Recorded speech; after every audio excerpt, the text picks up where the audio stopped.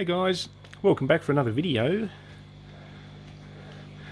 Yeah, it's Friday night. I'm just having a bit of fish time. Just been over there with the fire. How good is this, where you can sit down and have a fire and then come back and watch your fish? But last week I did a video. I mentioned I was going to do another video on keeping American cichlids in community situations.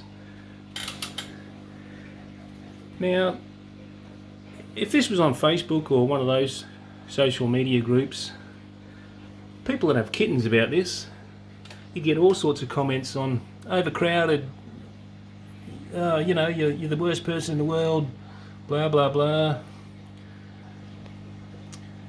But in my opinion, keeping American cichlids, this is probably one of the best ways you can do it. Now, I've got another, dove eyes are a completely different story again. That's another topic. But I've got a red devil up here. He's in a tank by himself. That's a 4-foot tank as well. Same size tank.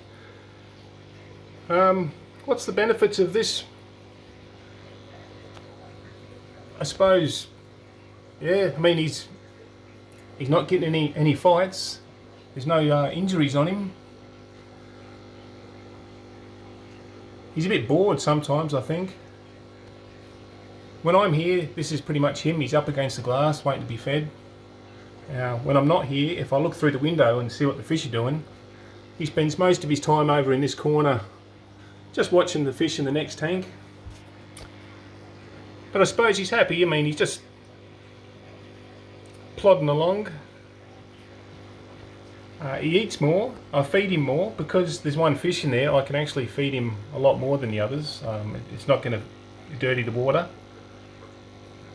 It's only a small power head, but I mean that's really the only benefit. On the other hand, you know, being Mr. Nasty and all, keeping your fish in an overstocked tank, what's the benefits? Well, it's the same really. I mean, there's no aggression, very little aggression I should say. The water's still clean. Mind, I don't put as much food in here. If I did, I'd be doing more water changes. This is only 2 sponge filters in this tank. Yeah, I mean, when the other red devil, when he's by himself, when I clean the tank, he panics. He hits the walls, he hits the gravel. Takes him a long time to recover. He's just stressed. Yeah, it's very stressful for him in there when I'm actually doing things. But this tank, when I clean this tank, it's the same again. Everybody will panic and go to one side. But as soon as I've finished and I take my hands out of the tank, and that's it, they're all back. There's no stress. There's no damage on the fish.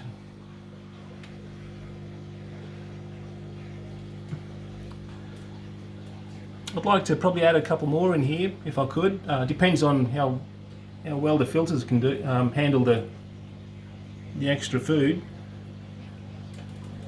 Look at him, he's perfect. Well, they're all perfect really. But in my opinion, this is the best way to keep American cichlids. I can take half of these fish out and I guarantee aggression will go through the roof. You're going to get one fish he's going to want to dominate the whole tank. It's probably going to be the jag actually.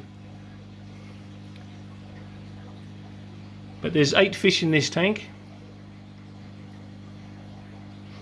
Sorry, 9. I actually just put the I put the Freddy in here as well.